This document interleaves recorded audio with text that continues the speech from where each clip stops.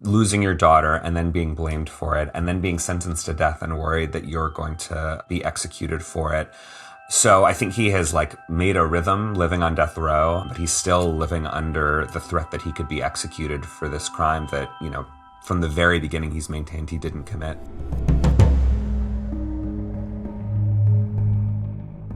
Robert Roberson has been scheduled to die 3 times. In 2003, Roberson was convicted of capital murder for the death of his 2-year-old daughter, Nikki. He told staff at the hospital that she'd fallen off the bed. But prosecutors argued that the blunt force trauma to her head was caused by someone shaking her. And Roberson has been in prison ever since. If the Texas Attorney General gets his way, Roberson will be the first person in U.S. history to be put to death for a case of shaken baby syndrome. But a growing number of advocates and medical experts say the state would be killing an innocent man. They say Roberson's case is based on junk science. Maurice Chammah is reporting on this case for the Marshall Project. I'm Kathleen Goldhar, and this is Crime Story. Maurice, welcome back to the program. Hi, thanks so much for having me. It's so nice to have you back.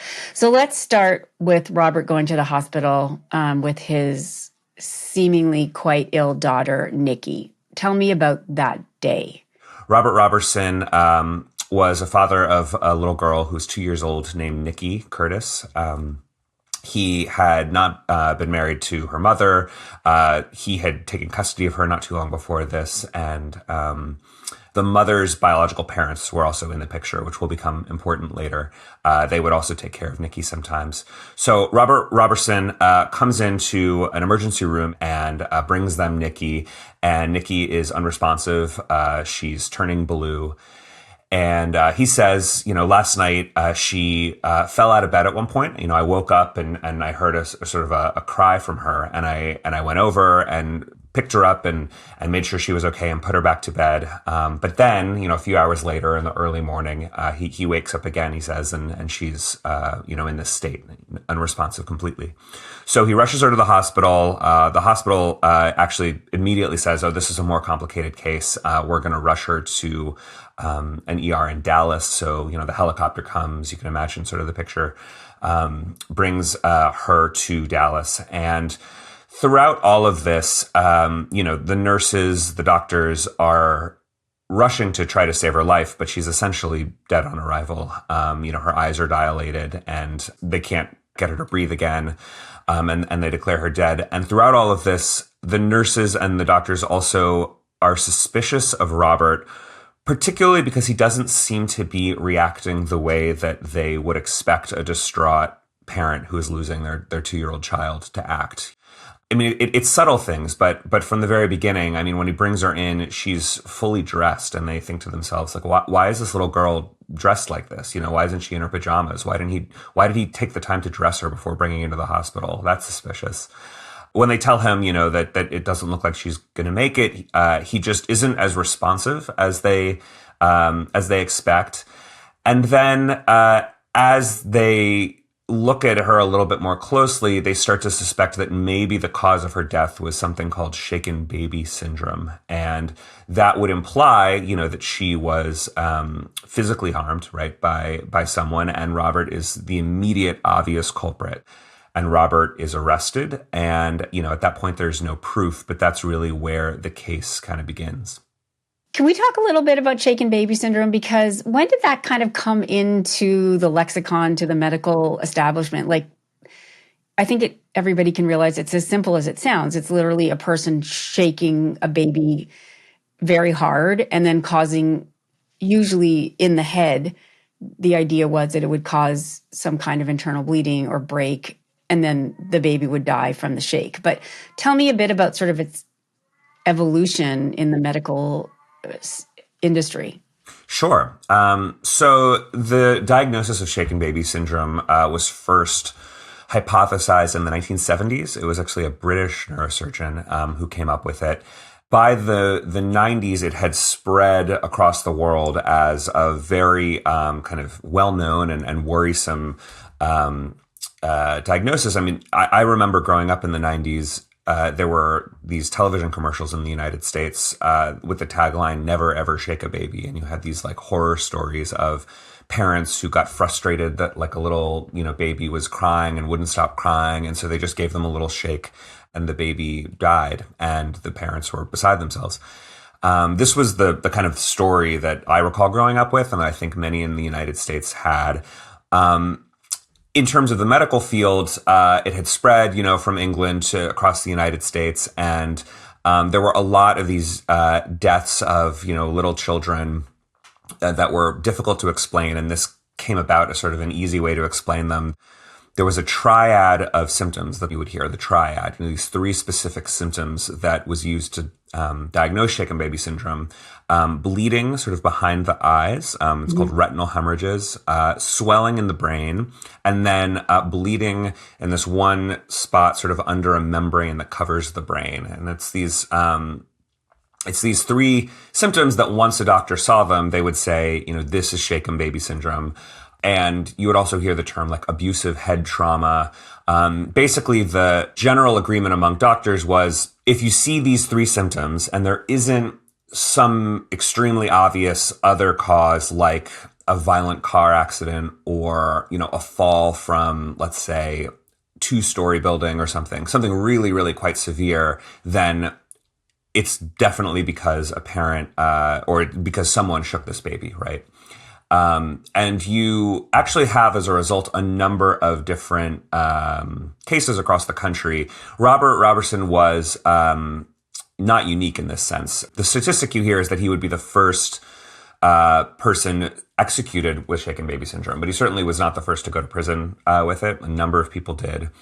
And over time, the medical field started to question some of the sort of specifics of how this was getting diagnosed. And it got to the point actually where that British neurosurgeon who originally kind of coined the term and spread the idea of it realized or found out that Americans were sending people to prison over this, and said that he was like very disturbed by that he had intended it as just sort of a suggestion for how to diagnose this, but not to be used sort of as a definite foolproof every time you see it, this is what it means kind of diagnosis. Because there wasn't any evidence that Robert was even ever violent with his daughter, right? There was no direct evidence that is sort of solid and credible. I mean, to jump back, as they're investigating Robert, a kind of tunnel vision, I would say, sets in, where the detectives had this idea that he had shaken his daughter, and then they go and, interview all these different other people from his life. And somebody says, yeah, I saw him shaking or hitting or slapping Nikki, when he was frustrated with her.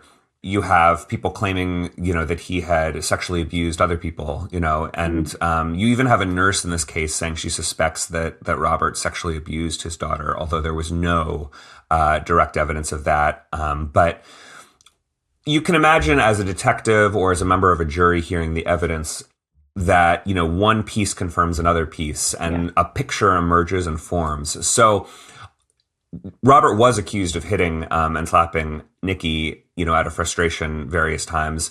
But the testimony was basically later retracted. People admitted that they didn't actually see that, right?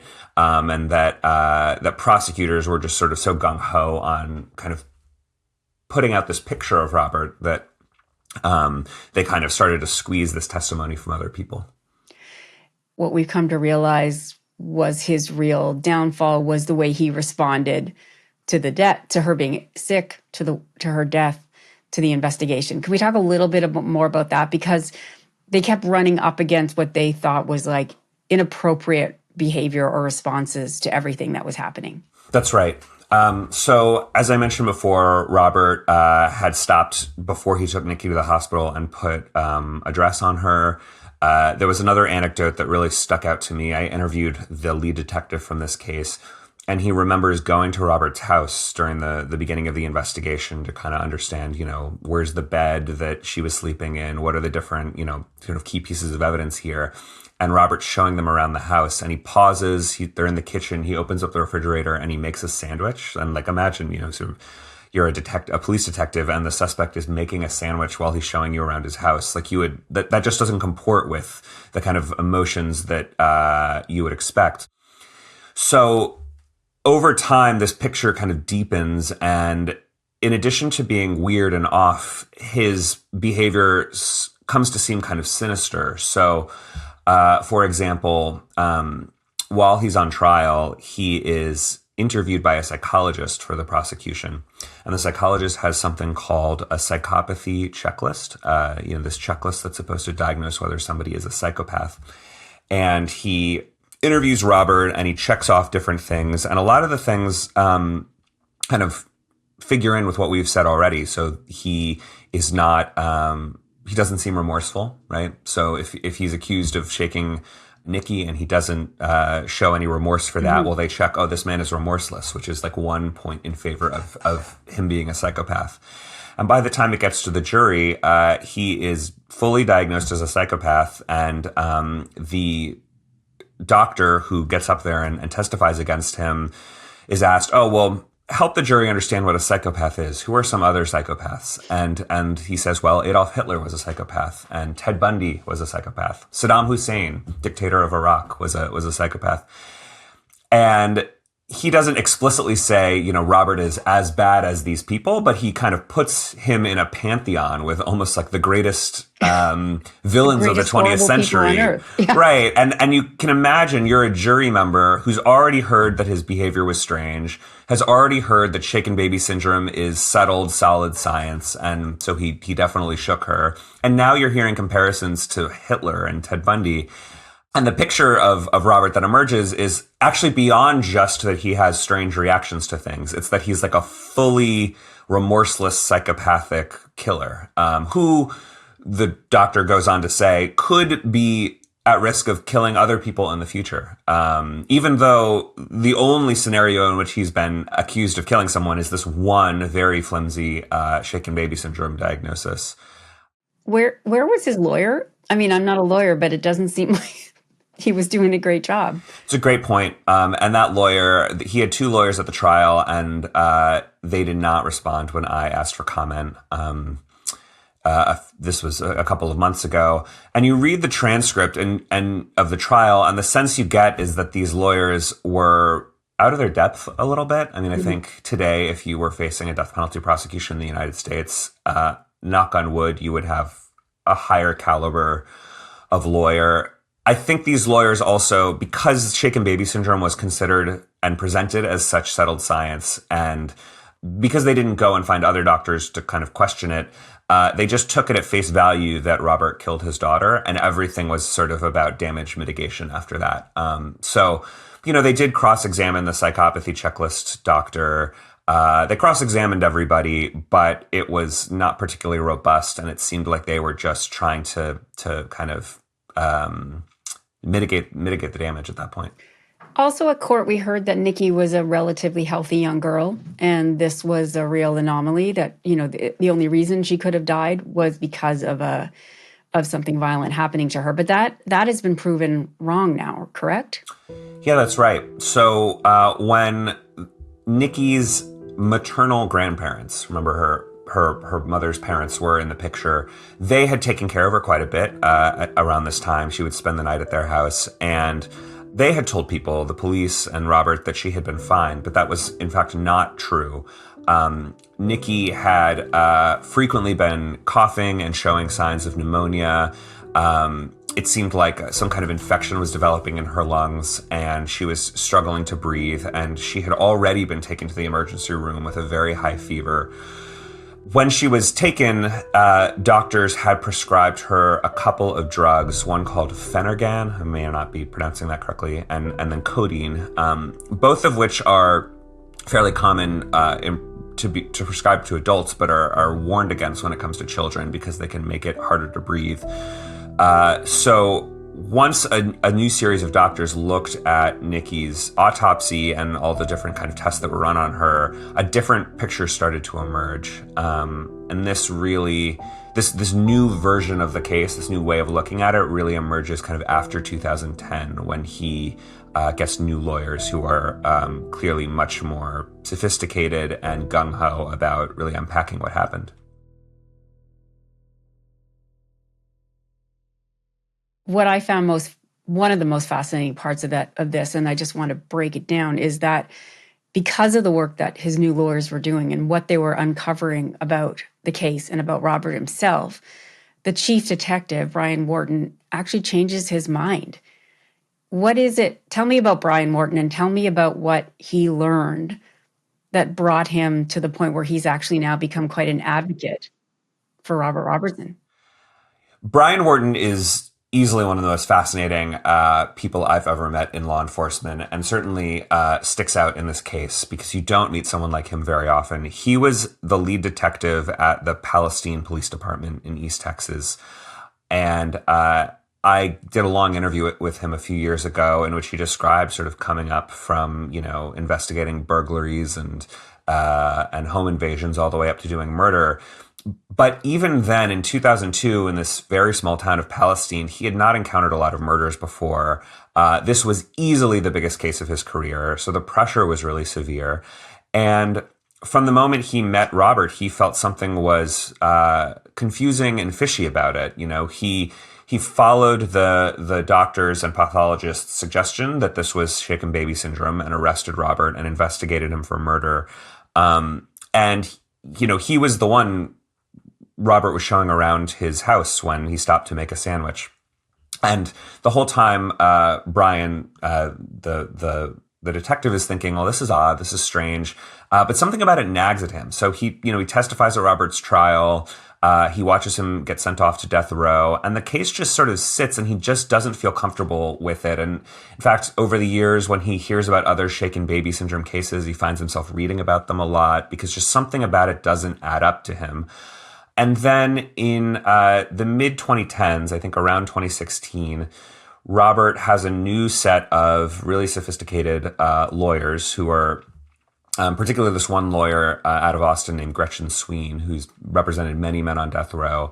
And she has really kind of drilled into the case and calls up Brian Wharton and explains that not only is shaken baby syndrome problematic and that there are new questions about it, but also that Robert has been diagnosed with autism. He's autistic. And that this actually is what explains lots of his behavior. The fact that his kind of affect and facial expressions don't match sort of the expectations that everyone had around him. That in fact, he was reckoning with the loss of his daughter, that he felt all of those emotions, that it was absolutely horrendous for him. But he struggled to portray that in a way that other people would understand.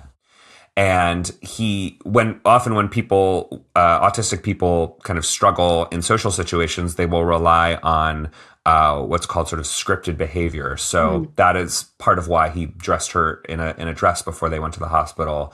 He didn't think twice about making a sandwich. That didn't seem weird to him, but it, of course, in retrospect, seemed weird to everyone else. And Brian Wharton says, "Oh my gosh, we've made a terrible mistake here." He's convinced by the kind of questioning of shaken baby syndrome. He's convinced by the autism.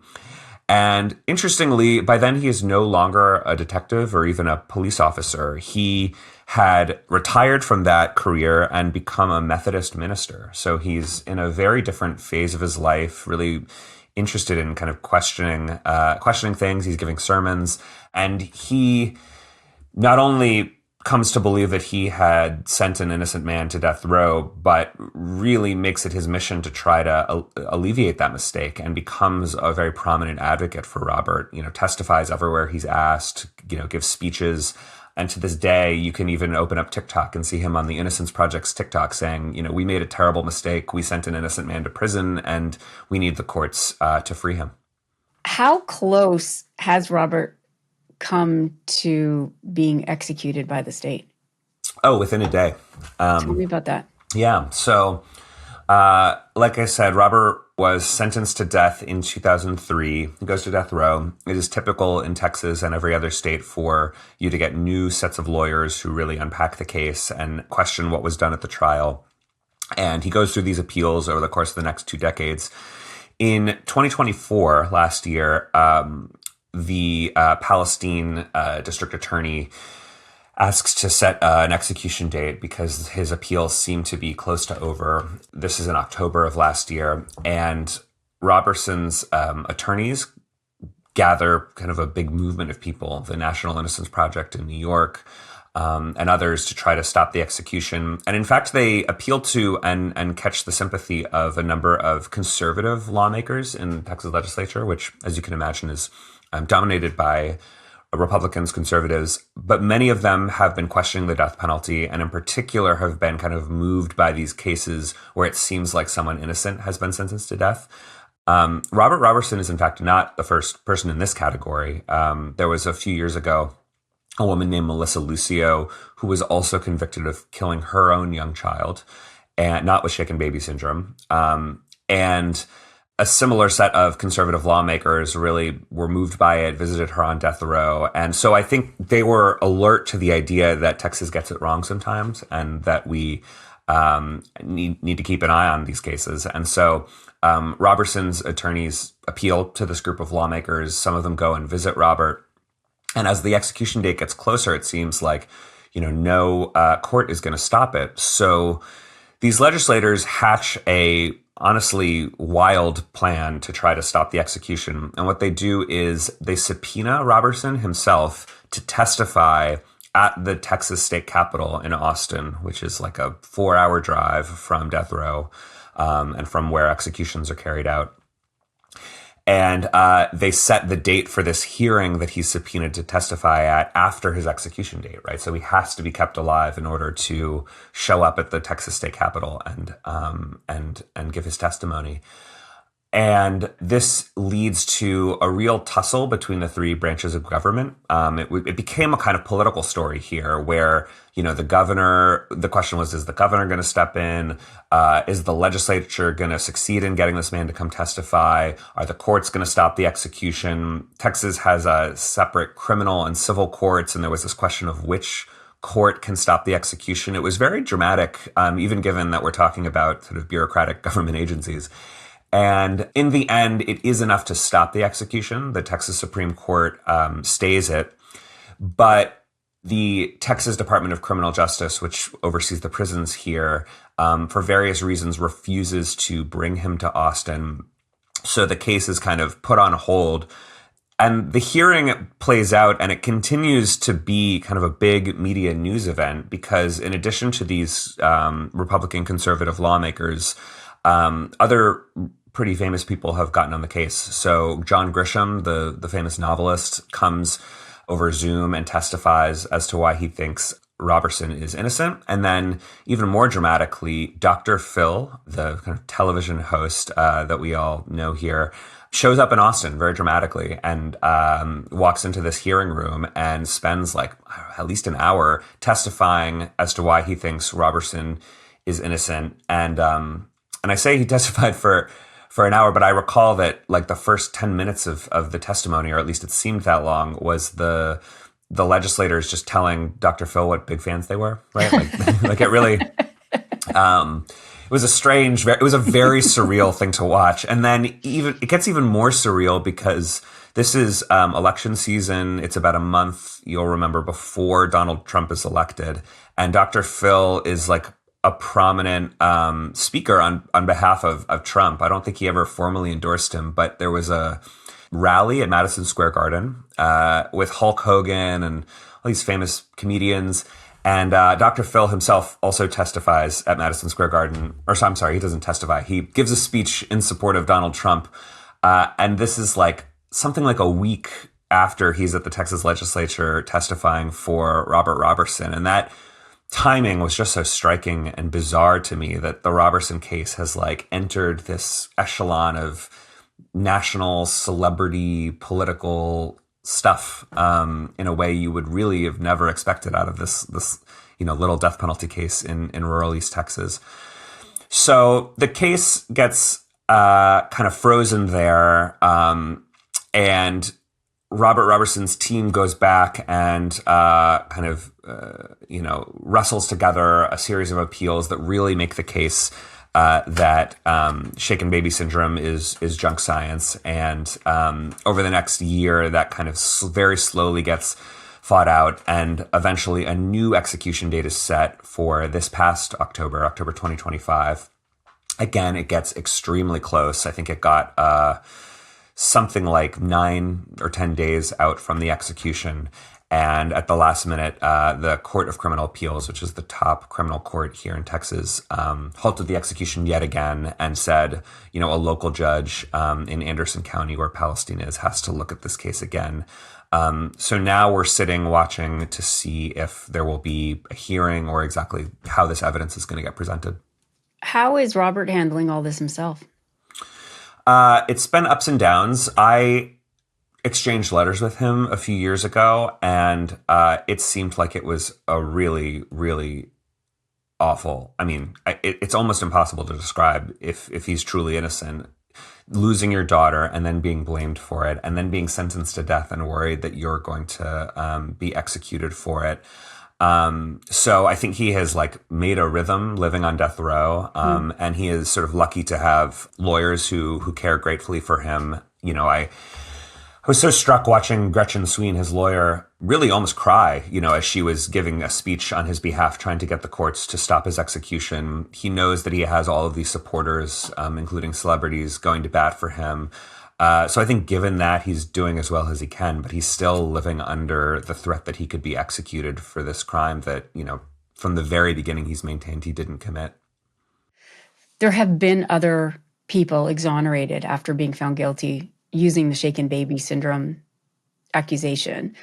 Who's so entrenched in keeping him there? Is there a section that is really, really sticking to this? Because it does seem as though there's an awful lot of reasonable doubt surrounding this case, especially when it becomes a death penalty case. So where's the camp that just won't see this? Sure. So it's true. There have been a number of shaken baby syndrome convictions that have been overturned in various states, including, I believe, in Texas, not from death row.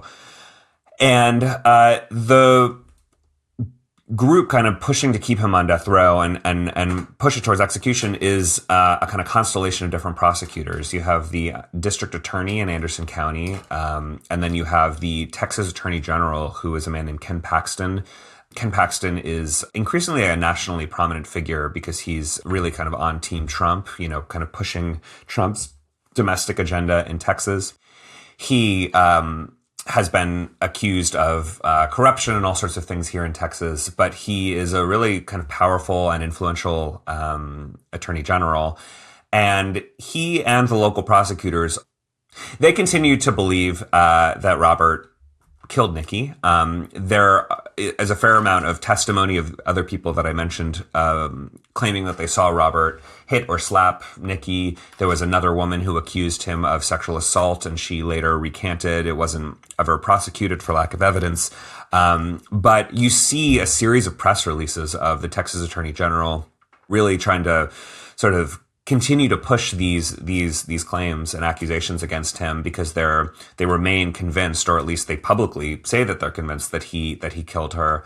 The death penalty in the United States is inherently political because all of the people who pursue these cases are, for the most part, elected officials. The judges who rule on these cases are very frequently elected judges. So frequently there is a political incentive to say, I am bringing this killer to justice, and an incentive to kind of push away the doubt and not be seen as having made a mistake. Right. In a case like this, there's this sense of doubling down, I think. And then also some members of Nikki's family, particularly on the mother's side, remain convinced that Robert is guilty because that is the picture of the case. Yeah, I have not seen what her grandparents have said because they've not been particularly outspoken. The most outspoken figures have been an older half-brother on the mother's side and his family, who maintained that Robert is guilty and that this is all a bit of a show. That there's a common accusation made in these cases that, if you can't win in the courts, you're just trying to win in the court of public opinion with celebrities and by questioning, the science, bringing the National Innocence Project on board. And so there is a camp of people who believe Roberson is guilty and that this is all a bunch of kind of flash to try to distract people from that fact and stop justice from happening. You read all of the documentation in this case, and you can easily imagine how a jury and Nikki's family came to believe in Roberson's guilt, because that was really the picture that was presented at trial. It was extremely compelling testimony from these doctors that he had shaken her, and that he was, a monster in various other ways, a psychopath, sexual assaulter, that he had even molested Nikki himself. This was claimed at trial without evidence.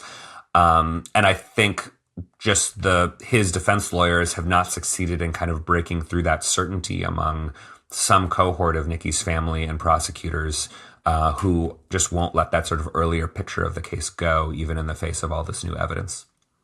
Lastly, you cover a lot of these cases, the work you do. Where do you think it's going to go? Do you have any sense? Will he be freed eventually, or what do you think? It's a great question. And honestly, I do report on these cases a lot. I've been doing it for more than a decade, and I've been wrong so many times because they are so unpredictable. So I am very hesitant to predict where it will go. Although every other case like this, it tends to just take a very long time. So it is hard to imagine that Robert Roberson, if he's going to step out of prison, is going to do it tomorrow. It could be years and years from now. It could be another execution date that gets very close. The drama is certainly not over in this case. And really, I think if he's fully, truly innocent, the thing that you really hope for is that this gets resolved in enough time that he can sort of exit prison and live his life again. And that's, I think, often the tragedy, that these cases take so long to get fought through the courts and for the science to be re-examined, and for the two sides to kind of, ready for battle, and then for a judge to decide. It can take years and years. And you've had people who pass away on death row here, even though they very well may have been innocent and they weren't executed, but just, time marches on and leaves them behind. And so that's, I think this case is not over, and there's sort of a lot of drama ahead. Also, as celebrities, I think, increasingly become aware of the case. So John Grisham, the novelist, is working on a book about this case that'll come out in the next couple of years. So I'm going to keep following it and covering it, but it's really hard to predict what'll happen. It's so tragic, no matter what happens. It is. It really is. Already, it's been such a tragedy. Tragedy. Well, Maurice, it was nice to see you again. Yeah. I really appreciate you coming on, and the work's great, so thank you for that. Yeah, thank you for having me. You've been listening to Crime Story from CBC Podcasts. You can hear the show ad-free by subscribing to CBC True Crime on Apple Podcasts. Be sure to follow us there on Apple or on Spotify. You can also find us on YouTube, where we release video episodes every week. Just search and subscribe to CBC True Crime.